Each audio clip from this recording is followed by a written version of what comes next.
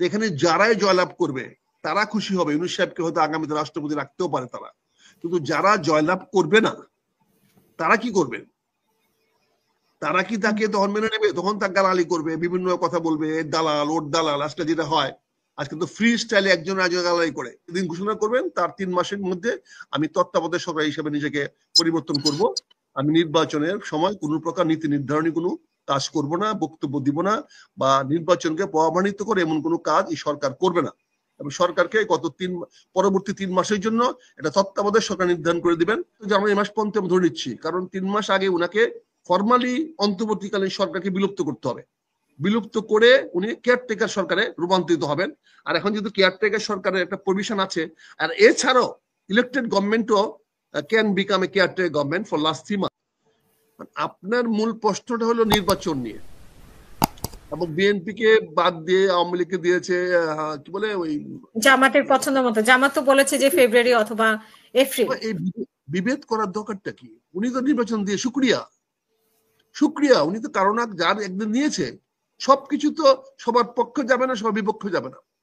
উনি নির্বাচন তো দিয়েছেন এপ্রিল মাসে, এটা নিয়ে আবার বিভেদ করা কি দরকার? এটাকে বিএনপি আবার খুঁচানোর কি দরকার যে আপনাদের কথা রাখলো না, জামাতের কথা রাখলো? এতে কি আসে যায়? বিএনপি নির্বাচন চেয়েছে, বিএনপি ডিসেম্বর নির্বাচন চেয়েছে, উনি ডিসেম্বর না দিয়ে এপ্রিলে দিয়েছেন। এটা উনার কনভেনিয়েন্ট ওয়েতে, এটা উনার ডিসক্রিপশন, এটা উনার পাওয়ার, উনি সেটা এক্সারসাইজ করেছেন। আপনি চ্যালেঞ্জ করার কে? আপনি তো বলতে পারেন না যে আপনি কথা মতো দিবেন। এটা আপা আমার মনে হয় যে টিপিক্যাল বাঙালি মতো কথা হচ্ছে, যে আপনি বিশ্বাস করেন যে উনি এপ্রিলে নির্বাচন দিবেন? আমার ব্যক্তিগত বিশ্বাস নির্বাচন দিবেন না, এটা আমার ব্যক্তিগত ব্যাপার। এপ্রিলে নির্বাচন হবে না, এটা হলো আমার ব্যক্তিগত বিষয়। কিন্তু আপনি যখন নির্বাচন দিবেন, এপ্রিল পর্যন্ত অপেক্ষা করতে হবে। উনি দেন কি দেন না সেটা আমাকে এপ্রিল পর্যন্ত দেখতে হবে। কারণ এপ্রিলে নির্বাচন হওয়ার মতো পটভূমিকা বাংলাদেশে খুবই কম। এপ্রিল এমন একটা মাস, যেই মাসে নির্বাচনের মতো মানে পরিবেশ কোনো থাকে না। মানুষ তো এত ব্যস্ত থাকে চাষাবাদ নিয়ে, বুড়ো চাষ নিয়ে, মানুষের তখন ভোট দেওয়ার সময় না, তখন লেবারের বেতন হয় 700-800 টাকা।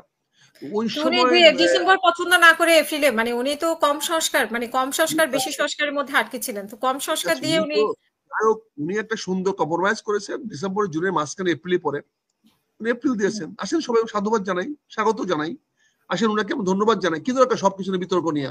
আসেন ওনাকে আমরা সবাই মিলে একসঙ্গে ধন্যবাদ জানাই, আমরা একসঙ্গে ওনাকে সাধুবাদ জানাই যে হ্যাঁ আমরা এপ্রিলে নির্বাচন দেখতে চাই। বিএনপি কে অনুরোধ করি, আসেন নির্বাচনে বিএনপিতে আসেন, আপনারা আরো 3 মাস অপেক্ষা করতে কিছু আসে না। আমার মনে হয় না তারেক রহমান সাহেব এতে কোনো বিরোধ সৃষ্টি করবেন। অসুবিধা নাই, জামাতের কথা মতই হোক এবং সবাই মিলে তারিখটা নির্ধারিত হোক, সবাই আসুক নির্বাচনে। তো তারপরে তো আপনি বলছেন যে নির্বাচন দিবে না। না, সেটা তো হচ্ছে আমার ব্যক্তিগত মতামত, সেটি হচ্ছে আমার ব্যক্তিগত মতামত।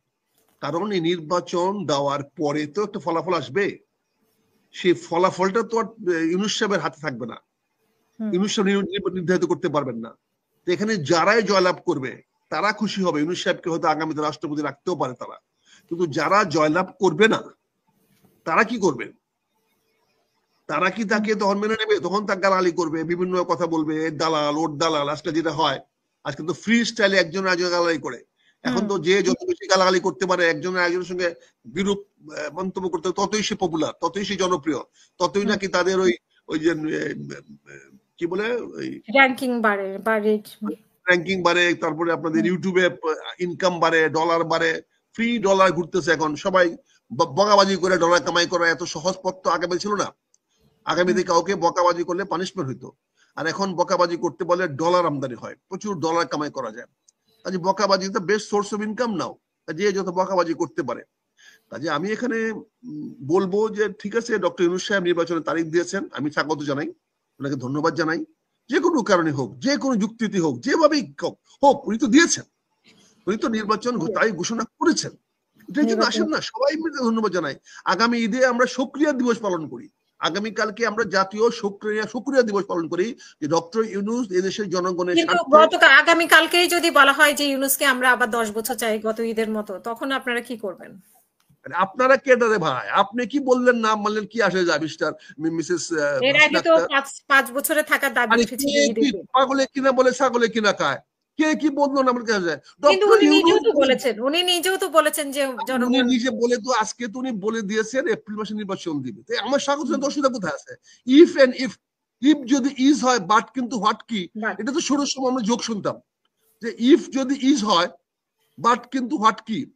এটা তো পুরোনো দিনের আমরা চুটকি শুনেছি, সেই ছোটবেলা থেকে শুনে আসতেছি। কাজে উনি কি হবে, এটা হইলে ওইটা হবে, এত এত বিশ্লেষকের দরকারটা কি রে ভাই? আমরা এত বিশেষজ্ঞ হওয়ার দরকারটা কি? এই বিশেষজ্ঞপনা না করে আসেন, উনি নির্বাচন দিয়েছে, উনি যেহেতু ঘোষণা করেছে আমরা স্বাগত জানাই ওনাকে। সবাই স্বাগত জানাই এবং কালকে শুক্রিয়া দিবস পালন করি যে উনি একটা আল্লাহ উনাকে একটা ভালো সিদ্ধান্ত নেওয়ার ক্ষমতা দিয়েছে, একটা সুন্দর একটা সাহসী একটা পদক্ষেপ নিয়েছে। আমি ব্যক্তিগত ওনাকে স্বাগত জানাই এবং সেই সঙ্গে আপনাদের সবাইকে আমি ডক্টর কলিমুল্লাহ সাহেবকে জানাবো, যদি আজকাল দেখছি ডক্টর কলিমুল্লাহ ভাই আমার উপদেষ্টা মহোদয়ের বিরুদ্ধে খুব সোচ্চার, উনি খুব কঠিন কঠিন বক্তব্য দিচ্ছেন সম্প্রতি। উনি ওনার ধর্ম নিয়ে, ওনার কর্ম নিয়ে, ওনার বিভিন্ন কথাবার্তা বলতেছেন। কিছুটা ব্যাপারে ওনার সঙ্গে একমত, কিছুটা ব্যাপারে আবার দ্বিমত আছে, এটা পরবর্তী পর্যায়ে কথা বলবো।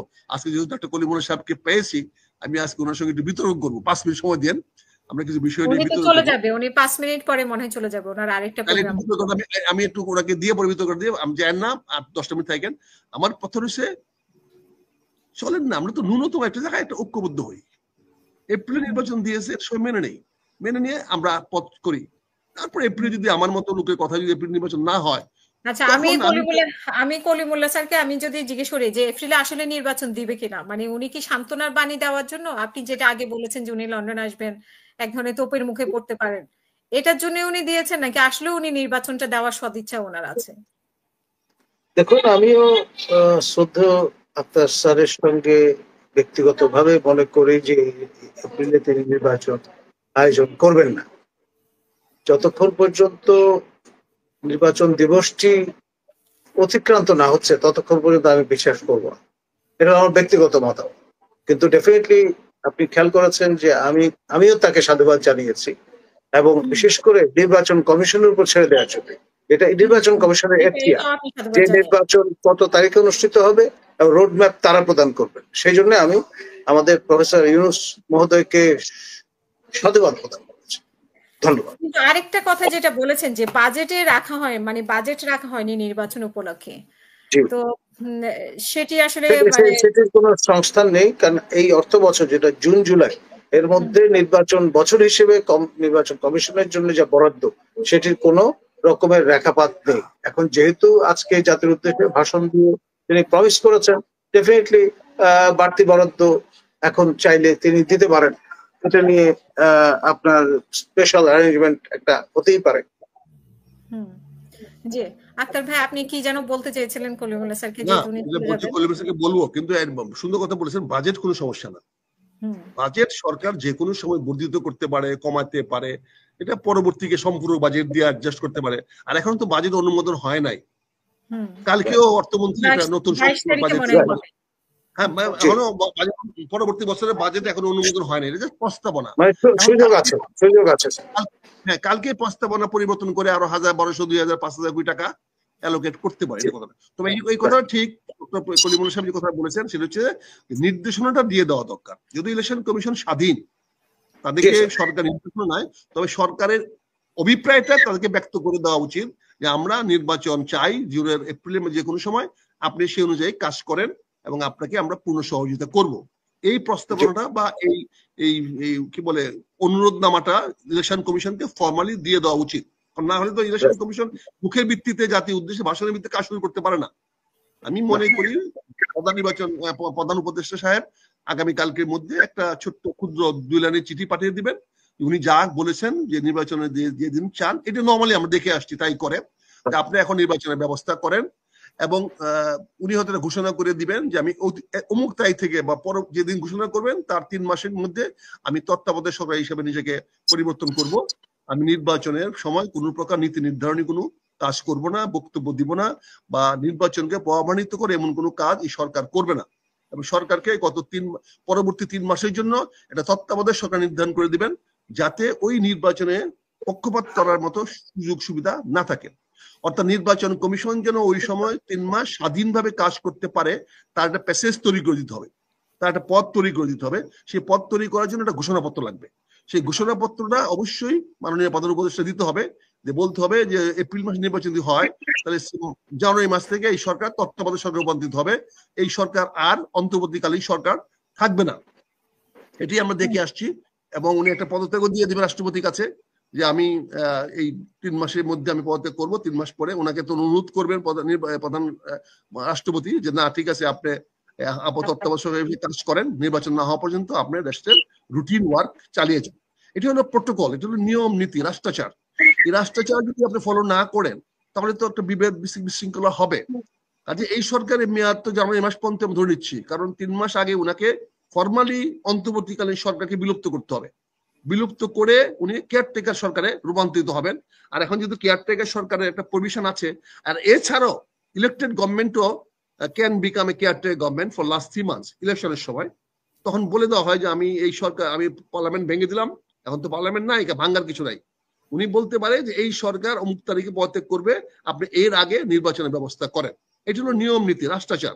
এইগুলাকে আপনাকে শুরু করে দিতে হবে। যত তাড়াতাড়ি শুরু করে দিবেন তত তাড়াতাড়ি নির্বাচন কমিশন কাজ শুরু করতে হবে। এর মধ্যে যদি আপনি বলেন যে আমি ডিসেম্বরের মধ্যে চাচ্ছি আপনারা নির্বাচনের যে ভোটার লিস্ট তৈরি করা, ডিমার্কেশন করা, উপকরণ তৈরি করা, বাজেট দরকার, এগুলো আমরা দিয়ে দিব আপনাকে, আপনি আগে কাজ শুরু করে দেন।